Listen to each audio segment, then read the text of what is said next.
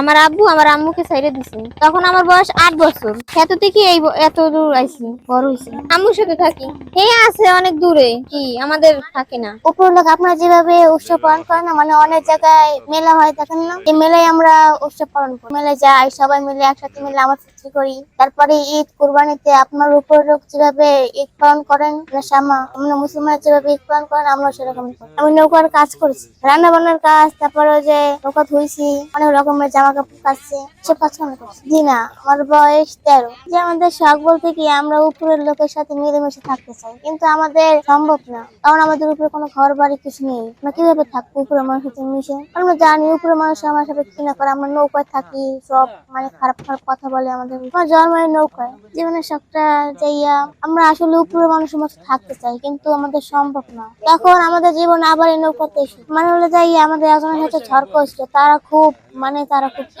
উপরের লেভেলের মানুষ, বুঝছেন? ঝামেলা বাঁচছিল, সেজন্য আমার স্কুলে যাওয়া হয়নি। উপরে কেউ না আমাদের নৌকার মধ্যে। না, আমার বিয়ে হয়নি। না, আমি পড়ালেখা করতে পারিনি, কিন্তু ও করছে 3 ক্লাস পর্যন্ত।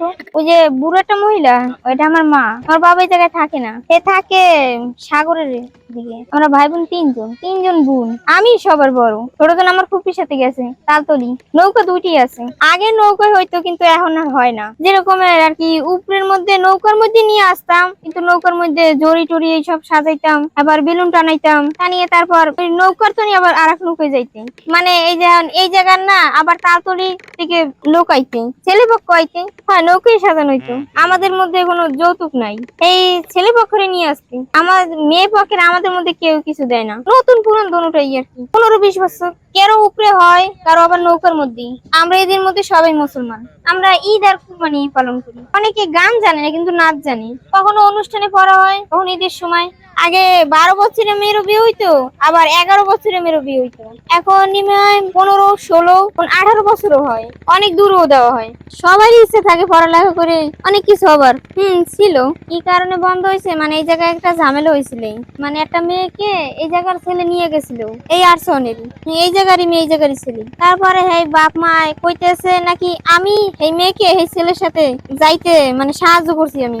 সেই জন্য কইতে আছে যে তোমরা তোমরা আমার আমার আমাদের উপরে সম্মান, আমাদের নৌকার সম্মান তুমি নষ্ট করছো, কারণ তোমাদের সম্মান আমরা নষ্ট করবো। এই কারণেই আমরা আর কি ওরা পড়াইতে পারিনি। আসলে কি আমাদের এই জায়গায় তো আমরা এই জায়গায় তো 6 মাস এই জায়গায় রয়েছি, আবার 6 মাস অন্য জায়গায় যেয়ে থাকি। এই জন্য কি আর পড়া যায় এই জায়গায়? তো 10 বছর এক জায়গায় থাহে করা যায়। আর যদি আমি এই জায়গায়, এখন আমাদের এটা কোন চাকরির মতোই আর কি। এই জায়গায় হইলে এই জায়গায় বদলায় না, মানে আবার অন্য জায়গায় গিয়ে করতে হয়, ওই ওরকমেরই। যখন এই জায়গায় মাছের সিজন হয়, তখন এই জায়গায় মাছ জাল বাই।